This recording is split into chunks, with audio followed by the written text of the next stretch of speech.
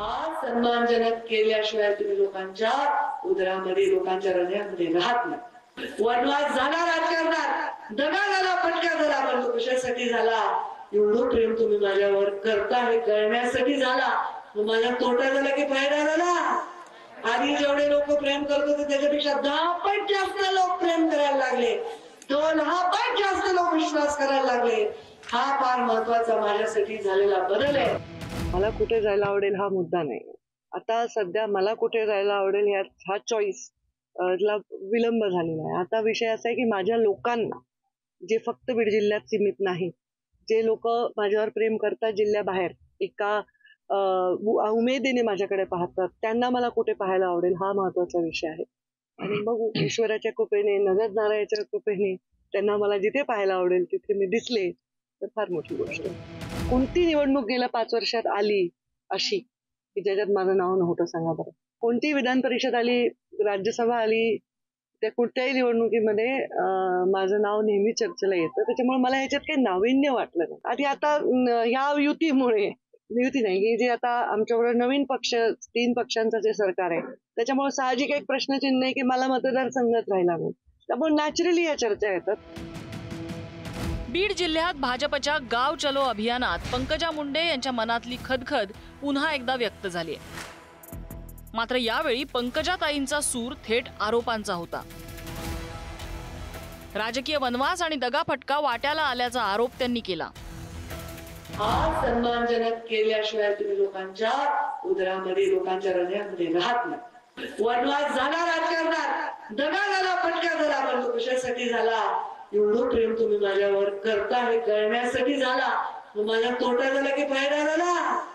आधी जेवढे लोक प्रेम करत होते त्याच्यापेक्षा 10 पट जास्त लोक प्रेम करायला लागले, 2 पट जास्त लोक विश्वास करायला लागले। हा फार महत्वाचा माझ्यासाठी झालेला बदल आहे। राज्यसभा आणि लोकसभा निवडणुकांच्या तोंडावर भाजपत एकीकडे इनकमिंग सुरू आहे।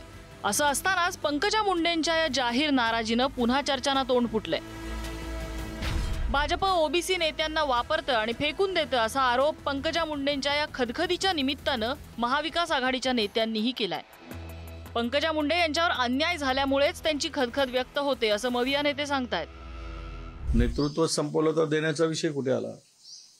अशी खदखद जर त्यांच्या मनात आहे तर ती सत्य आहे। त्या खदखदीला आता पंकजाताई कधी ना कधीतरी वाट मोकळी करून देतील, वाट बघत असतील, वाट कधी मोकळी करावी। परंतु मनामध्ये किंवा त्यांच्या मनामधल्या ज्या काही वेदना आहेत, भावना आहेत, त्या नक्कीच त्यांच्यावर झालेल्या अन्यायाच्या आहेत असं मला वाटतं। फक्त पंकजा मुंडेलाच वनवास भोगावा लागत नाही, तिथले जे आमदार आहेत ना भारतीय जनता पार्टीचे 105, त्यातले 10 मंत्री जर सोडले तर सगळे वनवासात आहे आमदार। बाहेरचे लोक येतात, मंत्री बनतात, हे बिचारे भारतीय जनता पार्टीचे आमदार भारतीय जनता पार्टीच्या तिकीटवर निवडून आले आणि यांचा नंबर नाही। सगळ्यात जास्ती आज अस्वस्थ असेल तर ते भारतीय जनता पार्टीचे आमदार, ते बोलू शकत नाही, ठीक आहे, कारण की त्यांना तिकीट पाहिजे परत। पण जेव्हा वेळ येईल तेव्हा हेच भारतीय जनता पार्टीचे आमदार भारतीय जनता पार्टीला हात दाखवल्याशिवाय राहणार नाही। पंकजा मुंडे भाजपच्या महत्वाच्या नेत्या आहेत। त्यांचा पक्षात आधीही सन्मान होता आणि यापुढेही राहील असं उपमुख्यमंत्री देवेंद्र फडणवीसांनी स्पष्ट केलंय। तर पंकजा मुंडे या केंद्रीय नेत्या आहेत, त्यांच्याबाबत लवकरच चांगला निर्णय होईल असे संकेत प्रदेशाध्यक्ष चंद्रशेखर बावनकुळेंनी दिलेत। आमच्या एक महत्त्वाच्या नेत्या पंकजाताई आहेत, त्यांचं अंडरस्टँडिंग पक्षाच्या संदर्भात अगदी पक्का आहे। त्यामुळे अशा प्रकारे सिलेक्टिव्ह गोष्टी सांगून मला असं वाटतं की विनाकारण त्यांच्या प्रतिमेला काहीतरी त्या ठिकाणी दुखापत होईल, अशा प्रकारचं काम करणं योग्य नाही आहे।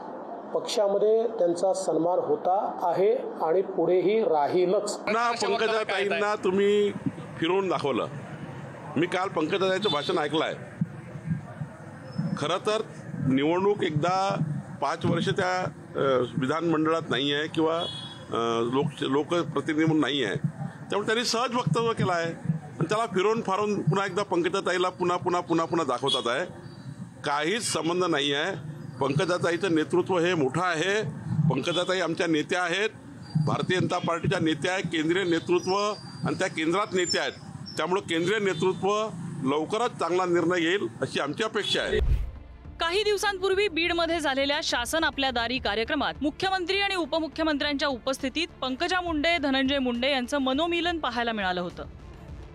बीडच्या विकासासाठी एकत्र काम करण्याच्या आणाभाकाही त्यांनी घेतल्या. मी इथे या मंचाकडे जेव्हा बघत होते मला फार उकाडा होत होता, मला खूप गरम होत होतं. म्हटलं आता डिसेंबरच्या महिन्यामध्ये एवढी गरमी का होत आहे. मग माझ्या लक्षात आलं की शिंदे, पवार आणि फडणवीस तिघही एका मंचावर हे परळीच्या या कार्यक्रमाला आलेले आहेत. त्याहीपेक्षा थोडा पारा जास्त गरमीचा वाढला आहे, कारण धनंजय मुंडे आणि पंकजा मुंडे सुद्धा एका मंचावर दिसत आहेत. ताईंनी विकासाची सुरुवात केली. आता विकासाच्या मध्यावर कुठेतरी आहोत. अनाज या व्यासपीठावर तुमच्या सर्वांच्या साक्षीनं आणि बीड जिल्ह्यातल्या या मायबाप जनतेच्या साक्षीनं शब्द देतो की आम्ही दोघं मिळून आणि इथं जे जे तुम्हाला सगळे एक दिसते सगळे एकत्र मिळून या बीड जिल्ह्याचा विकास करून दाखवू. याच्या पलीकडे दुसरं कुठलं वचन देऊ शकत नाही. मात्र हा सगळा दिखावा होता का असा सवाल आता पंकजांच्या नाराजीनं उपस्थित होतोय. आपल्याला मतदारसंघच उरलेला नाही असं सांगताना पंकजांची अस्वस्थता स्पष्टपणे प्रकट झाली आहे. कोणती निवडणूक गेल्या 5 वर्षात आली अशी की ज्याच्यात माझं नाव नव्हतं, सांगा बरं. कोणती विधान परिषद आली, राज्यसभा आली, त्या कुठल्याही निवडणुकीमध्ये माझं नाव नेहमी चर्चेला येतं. त्याच्यामुळे मला ह्याच्यात काही नाविन्य वाटलं नाही. आणि आता ह्या युती नाही की जे आता आमच्याबरोबर नवीन पक्ष 3 पक्षांचं जे सरकार आहे त्याच्यामुळे साहजिक एक प्रश्नचिन्ह आहे की मला मतदारसंघात राहिला नाही. त्यामुळे नॅचरली या चर्चा येतात. भाजपतून अजूनही दगाफटक्याची भीती पंकजांना वाटतेय का असा प्रश्न निर्माण होतोय. राज्यसभेच्या 6 जागांसाठी 17 फेब्रुवारीला मतदान होतंय. राज्यातल्या 6 उमेदवारांच्या यादीत पंकजा मुंडेंच्या नावाची चर्चा आहे. मात्र भाजपच्या केंद्रीय नेतृत्वानं रविवारी जाहीर केलेल्या देशातल्या 14 उमेदवारांच्या यादीत राज्यातल्या नावांचा समावेश नाहीये. पंकजा मुंडेंना राज्यसभेत संधी मिळाली नाही तर लोकसभा, विधानसभेची त्या वाट पाहणार की काही वेगळं पाऊल उचलणार याची चर्चा मात्र या निमित्तानं पुन्हा सुरू झाली आहे. बीडहून उदय नागरगोजे, नागपूरहून जितेंद्र शिंगाडे आणि ओम देशमुखसह ब्युरो रिपोर्ट, पुढारी न्यूज, मुंबई.